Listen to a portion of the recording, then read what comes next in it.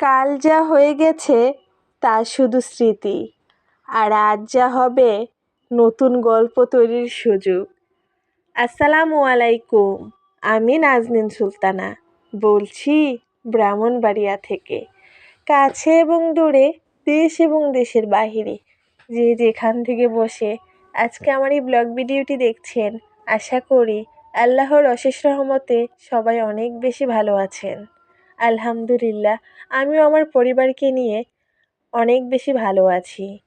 সকাল সকাল নতুন একটি ব্লগ ভিডিও নিয়ে আপনাদের মাঝে আবারও চলে এসেছি আমি নাজনীন সুলতানা। বসেছিলাম, হঠাৎ দেখলাম মা কোথাও নেই। পরে এখানে এসে দেখি মা সুপারি পাড়ছে। সুপারিগুলো পেকে গিয়েছে, তো এখানে দেখেন মাটিতে পড়ে আছে। আমি এখন এগুলো তুলে রাখবো ঝুড়িতে। সুপারিগুলো কিন্তু ক্যামেরায় এত একটা বোঝা যাচ্ছে না, কিন্তু মাশাআল্লাহ অনেক বেশি বড় ছিল, বড় বড় সুপারি ছিল। আমার আব্বা কিন্তু একটা সময়ে অনেক বেশি গাছ লাগাতো, যেটা আসলে আমার অনেক বেশি বিরক্ত লাগতো। আসলে বিরক্ত লাগার পেছনেও কারণ ছিল, কারণ প্রচুর পানি দিতে হতো গাছে। তখন কিন্তু আমরা খুবই ছোট ছিলাম, আমরা দুই বোন কিন্তু খুবই ছোট ছিলাম।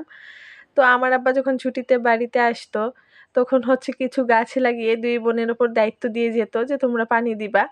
তো এগুলা না অনেক বেশি বিরক্ত লাগতো, যে কেন মানে পানি দিতে হবে, গাছ তো এমনিতেই হবে। কিন্তু না, আমার আব্বা কিন্তু অনেক শখ করে গাছ লাগিয়েছে। এই যে এখানে সুপারির সারিগুলো দেখতে পাচ্ছেন, এগুলো কিন্তু অনেক শখ করে একটা সময় আমার আব্বা লাগিয়েছিল। বলতাম যে আব্বা এত গাছ লাগানোর কি দরকার, বলতো না এক সময় এগুলো দিয়ে পান খাবো। কিন্তু আজ অনেক খারাপ লাগে, সুপারি গাছে ঠিকই ধরে, পানও ঠিকই আছে, কিন্তু বাবা আর খেতে পারে না, কারণ বাবার আর আগের মতো দাঁত নেই। অনেক শখ করে কিন্তু লাগিয়েছিল। এগুলো হচ্ছে আমাদের বাড়ির সামনে রাস্তার পাশে সারি বেঁধে লাগিয়েছিল সুপারি গাছগুলো। বাড়ির ভিতরেও কিন্তু অনেক গাছ আছে মাশাআল্লাহ, সুপারি গাছ। ইদানিং কিন্তু অনেক গাছ কাটা হয়েছে, আমি আমার আগের ব্লগগুলোতে আপনাদের সাথে শেয়ার করেছি। কথায় আছে না, বাবা মার কথা, বাবা মার সাথে সুন্দর সুন্দর সময় কাটানোর মুহূর্তগুলো হয়তো পৃথিবীর সবচেয়ে সুন্দর মুহূর্ত। আসলে আগের দিনগুলোতে যদি আবারও ফিরে যেতে পারতাম, তাহলে কতই না ভালো হতো। আজ শুধু স্মৃতিগুলোই মনে পড়ে, স্মৃতিগুলোই মনে হয় একমাত্র সম্বল, সম্পদ, আর সব কিছুই বৃথা। সুপারিগুলো কিন্তু পেড়ে রোদে দিয়ে তারপরে এখানে কিন্তু আবার চলে এসেছি কাজ করার জন্য। আসলে টিউবওয়েল যেটা আমরা পাকা করেছিলাম আর কি, টিউবওয়েল বসানোর পর তো দেখলাম যে টিউবওয়েলের পাকাটা অনেক বেশি ছোট হয়ে গেছে। আগে যে টিউবওয়েলটা ছিল এটা কিন্তু পাকাটা অনেক বেশি বড় ছিল, বড় করে পাকা করা হয়েছিল। কিন্তু এখন যেহেতু ওয়াশরুম আছে আর আমরা মানুষ মাত্র ৩ জন, তো টিউবওয়েলের কিন্তু এক্সট্রা করে কোনো প্রয়োজন নেই, শুধু এখান থেকে আমরা খাবারের পানি নেই। যখন মানুষ বেশি হবে তখন হয়তো বা এখানে কাজ করা হবে আর কি। তো ভাবলাম, সবাই বলতেছিল যে টিউবওয়েলের চারপাশ হচ্ছে ছোট হয়ে গিয়েছে। তো আমি বলতেছিলাম বড় করে কী লাভ, এখানে তো আর কাজ করা হবে না, মাঝে মাঝে শুধু একটু হচ্ছে যখন মানুষ বেশি হবে তখন এখানে হয়তো বা কাজ করা হবে। তো আমার আব্বা বলতেছিল যেহেতু ইট আছে, এখানে একটা সিঁড়ির মতো করে দিতে পারলে ভালো হতো। তো আমি ভাবলাম আচ্ছা ঠিক আছে, তো এখানে হচ্ছে কিছু মাটি দিয়ে তারপরে হচ্ছে আমি ইটগুলো বিছিয়ে নিচ্ছিলাম। এখানে তো আসলে আমরাই কাজ করব, তা আমাদের সুবিধা মতোই হচ্ছে আমি এখানে ইটগুলো বিছিয়ে নিচ্ছিলাম। ছোট কাজ হোক আর বড় কাজ হোক, প্রতিটি কাজের পেছনেই না একটি করে গল্প থাকে, শ্রম থাকে, সময় থাকে, যেগুলোকে আমরা ভালোবেসে করি। কখনোই বিরক্তি নিয়ে কাজ করা যায় না, কখনোই না। আপনি যে কাজটাই করবেন না কেন ভালোবাসার সাথে করার চেষ্টা করবেন, দেখবেন আপনার কাজ যতই কঠিন হোক না কেন ততটাই সহজ হয়ে গিয়েছে। আপনি যতই মানুষ দিয়ে কাজ করান না কেন, মানুষের সাথে কিন্তু আপনার সমান তালে শ্রম দিয়ে যেতে হবে। কখনোই একজন অন্য মানুষ এসে কখনোই আপনার কাজগুলো আপনার মনের মতো করে দিবে না। যদি আপনি তার পাশে না থাকেন, তাকে যদি না দেখিয়ে দেন, তাহলে কখনোই সম্ভব না। কখনোই আপনি যেটা আশা করবেন কখনোই সম্ভব না আপনার মনের মতো হওয়া। যেদিন হচ্ছে এই টিউবওয়েলটা পাকা করা হয়েছিল, সেদিন কিন্তু আমি আধা ঘন্টার জন্য হচ্ছে কিছু জিনিস আনতে দোকানে গিয়েছিলাম। ওনারাই আমাকে বলেছিল যে এখানে হচ্ছে আরও সিমেন্ট লাগবে। তা আমার যেটা আইডিয়া ছিল তার বাহিরে ওনারা বলেছিল যে আরও 5 কেজির মতো সিমেন্ট লাগবে। তো আমি আধা ঘন্টার মতো এখানে ছিলাম না, কিন্তু আমি এসে দেখি যে ওনারা যতটুকু আমার মানে আইডিয়া ছিল যে আমি করব ততটুকু করতে পারিনি। আর হচ্ছে আমার ঘরের সাইডের পাকাগুলো বা টিনগুলো সিমেন্ট বালু দিয়ে খুবই খারাপ অবস্থা। এগুলো পরিষ্কার করতে গেলেও আমার 2 দিন সময় লেগে যাবে। আমি যা দেখলাম এগুলো অনেক সময় নিয়ে পরিষ্কার করতে হবে। তারপরও আলহামদুলিল্লাহ আমার একটা ইচ্ছা বা আমার একটা কাজ সম্পন্ন হয়েছে। আলহামদুলিল্লাহ।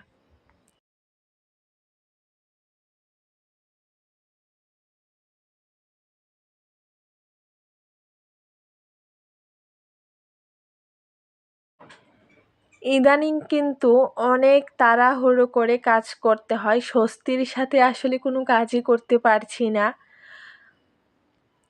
অনেক বেশি তাড়াহুড়ো করেই কাজগুলো করে নিতে হচ্ছে। যতক্ষণ বাসায় আছি ততক্ষণ কিন্তু অনেক দৌড়ের ওপরই থাকতে হয়। ব্যস্ত থাকা একটা ভালো দিক। কেন বলছি জানেন? ব্যস্ততা কখনো আপনাকে এই সময়টা দিবে না অন্যকে নিয়ে সমালোচনা করার। আমি কেমন? আমি আসলে কী চাই? এটা আমি অনেক ভালো জানি।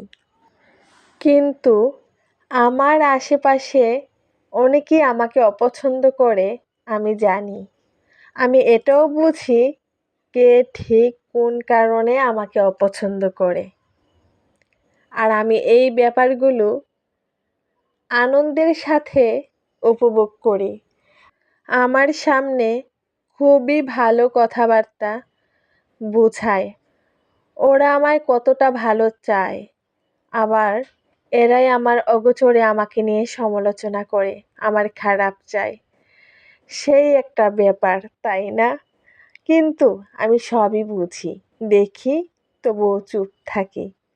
এমনভাবে থাকি যেন তাদের মনে হয় আমার চিন্তা ভাবনায় তারাই আমার সবচেয়ে বড় শুভাকাঙ্ক্ষী। আসলে জীবনে চলার পথে বিনোদনের দরকার আছে। তা না হলে লাইফ বোরিং হয়ে যায়। যে আপুরা আন্টিরা আমার ভিডিওগুলো নিয়মিত দেখেন, আপনারা অবশ্যই জানেন আমার কিন্তু ব্লেন্ডারটি নষ্ট হয়ে গিয়েছিল। প্রায় 3 মাসের মতো নষ্ট হয়ে ঘরে পড়েছিল। পরে হচ্ছে আমি এটার মোটর, মেশিন কোনো কিছুই পাচ্ছিলাম না। এটার হচ্ছে মোটরটা নষ্ট হয়ে গিয়েছিল। আমি কোনোভাবেই পাচ্ছিলাম না। আমার এই যখন আমি কিনেছিলাম কিয়ামের ব্লেন্ডার, তখন কিন্তু অনেক বেশি মার্কেটে কিয়ামের মানে ব্লেন্ডার পাওয়া যেত বা চলতো তখন মার্কেটে এগুলো। কিন্তু এখন যখন আমি এই কিয়ামের ব্লেন্ডারটির মধ্যে আমি মোটর লাগাতে গিয়েছি, তখন দেখতে পেলাম যে হচ্ছে এই মোটর আর পাওয়া যাচ্ছে না। অনেক খোঁজাখুঁজি করেছি, অনেক ঘুরেছি। প্রায় 1 মাসের মতো হচ্ছে আমি এই ব্লেন্ডারটি নিয়ে ঘুরেছি। পরে অবশেষে কিন্তু আমি হাল ছেড়ে দিয়েছিলাম যে আমি হয়তোবা আর এই ব্লেন্ডারটি ভালো করতে পারবো না বা ঠিক হবে না। আমাকে হচ্ছে নতুন ব্লেন্ডার কিনতে হবে। কিন্তু অবশেষে আমি পেরেছি। আমি অনেক খোঁজাখুঁজির পর আমি মোটর লাগাতে পেরেছি। তবে আগের যে সিস্টেমটা ছিল ওইটা এখন চেঞ্জ করতে হয়েছে। আপনি প্রথমে যে জিনিসটা কিনবেন বা তার সাথে মোটর বলেন, কয়েল বলেন, যাই বলেন না কেন থাকবে, সেটাই কিন্তু অরিজিনাল। বা পরে যখন কোনো কিছু নষ্ট হয়ে যাওয়ার পর যখন আপনি সেকেন্ড হ্যান্ড জিনিস লাগাবেন, তখন কিন্তু আর ওইটা দিয়ে আপনি ব্যবহার করে শান্তি পাবেন না। ওইটার মধ্যে কিন্তু আসলে সমস্যা লেগেই থাকবে। তবে ইচ্ছা আছে আল্লাহ যদি সামর্থ্য দেয় নতুন একটি ব্লেন্ডার কেনার, অবশ্যই কিনবো। কিন্তু আমরা যা ভাবি, যা পরিকল্পনা করি, তার বাহিরেও কিন্তু একজন পরিকল্পনাকারী আছেন। সব কিছুর জন্য আলহামদুলিল্লাহ।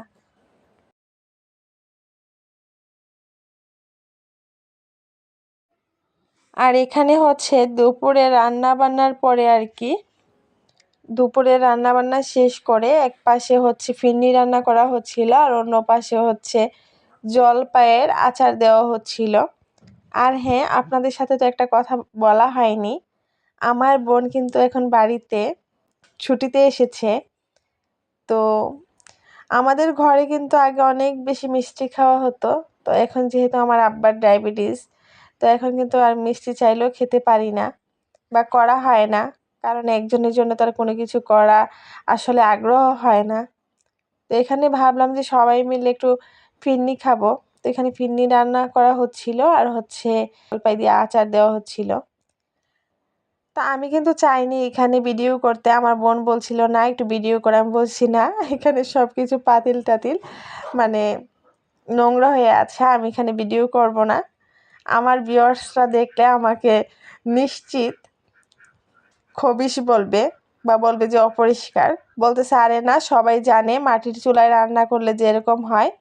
যারা আসলে মাটির চুলায় রান্না করে অবশ্যই এই বাজে মন্তব্য করবে না, তুই করতে পারিস। তো বোনের কথা শুনে আসলে রান্না ঘরে এসে একটু ভিডিও করে নিলাম আপনাদের সাথে শেয়ার করার জন্য। আর এক পাশে যেহেতু ফিরনি ছিল আর অন্য পাশে যেহেতু টক জিনিস ছিল, তো ওই জন্য কিন্তু এখানে হচ্ছে মাঝখানে একটা ঢাকনা দিয়ে দিয়েছিল, যাতে টক জিনিস যদি ফিরনির মধ্যে পড়ে ছানা যাতে না হয়ে যায় আর কি। দুপুরে খাওয়া দাওয়া করে কিন্তু বের হয়ে গিয়েছিলাম আমি আমার টিউশনির জন্য, টিউশনি করাতে। তো আমি বের হয়েছিলাম বাসা থেকে 3টার দিকে।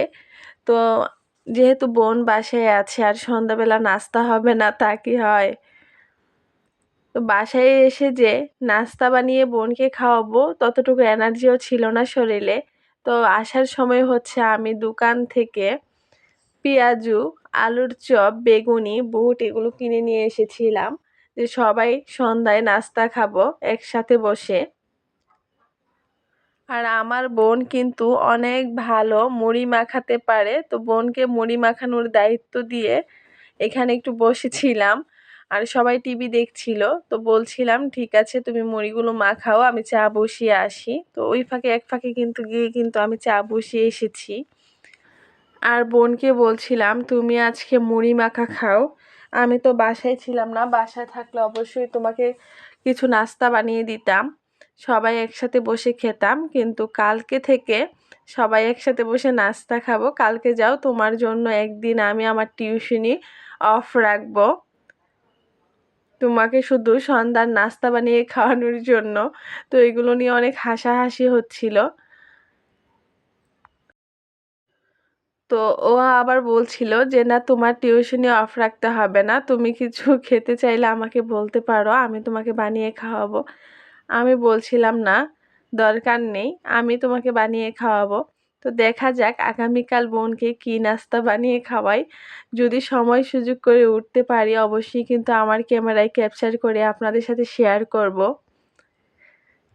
আমি সব সময় সবাইকে একটা কথাই বলে এসেছি, আজকে আপনাদের উদ্দেশ্যেও বলছি, জীবনে আহামরি কোনো জিনিসের দরকার নেই, উচ্চ বিলাসী জীবনের দরকার নেই। মাটিতে পাটি বিছিয়ে ডাল ভাত খেয়েও জীবন উপভোগ করা যায়, জীবনে প্রশান্তি পাওয়া যায়, যদি ঘরের মানুষগুলো ভালো হয়, যদি ওই ঘরে ভালোবাসা থাকে। আর আপনারা আমাকে কতটুকু ভালোবাসেন অবশ্যই কিন্তু কমেন্ট করে জানাবেন। আপনাদের ভালোবাসার অপেক্ষায় থাকব। আজকে আমার এই ভিডিওটি শেষ করছি এখানেই। আমি নাজনীন সুলতানা অনেক বেশি ভালোবাসা রেখে গেলাম আপনাদের জন্য। আল্লাহ হাফেজ।